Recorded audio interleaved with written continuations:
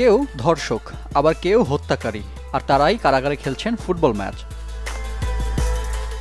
ব্রাজিলের Sao Paulo থেকে ১৫০ kilometre দূরে ত্রিমেম্বে কারাগারে টিম রেপিস্ট আর টিম মার্ডারের মধ্যে প্রায়শই চলে খেলা, যে বর্ণনা উঠে এসেছে Tremembe the prison for the famous বইয়ে। ব্রাজিলিয়ান সাংবাদিক উলিসিস ক্যাম্পবেলের লেখা বইটি প্রকাশ পাওয়ার পর অনেকের আগ্রহের কেন্দ্রে এখন এই কারাগার, যার অন্যতম কারণ বইয়ের বড় একটা অংশ জুড়ে আছে সাবেক ফুটবলার রবিনিওর নাম, যিনি ধর্ষণের অভিযোগে ৯ বছরের সাজা ভোগ করছেন, নিজে ধর্ষণ মামলার আসামি। তাই রবিনিওর কাঁধে দায়িত্ব পড়েছে রেপিস্টদের নিয়ে গড়া ফুটবল দলের কোচিংয়ের।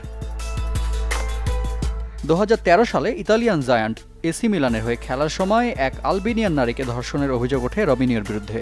তবে নিজেকে বরাবরই নির্দোষ দাবি করে আসছেন এই ব্রাজিলিয়ান তারকা। বসুন্ধরা ডায়াপেন্ট এখন আরো উন্নত। এই হট এয়ার থ্রো টপশিট দ্রুত শোষণ করে সোনামণিকে দেয় কোমল অনুভূতি। তিনি জানান সেই নারী ছিলেন তার পূর্ব পরিচিত এবং তাদের মধ্যে যা হয়েছে তা দুপক্ষের সম্মতিতেই হয়েছে। তবে দীর্ঘদিন মামলা চলার পর ২০২২ সালে ইতালির আদালত তাকে ৯ বছরের কারাদণ্ডের আদেশ দেন। ব্রাজিলেও সে রায় অপরিবর্তিত থাকে। ২০২৪ সালের মার্চ থেকে কারাভোগ করছেন রবিনিও। কারাগারে প্রবেশের পর থেকেই তিনি কোচিংয়ের দায়িত্ব পালন করছেন।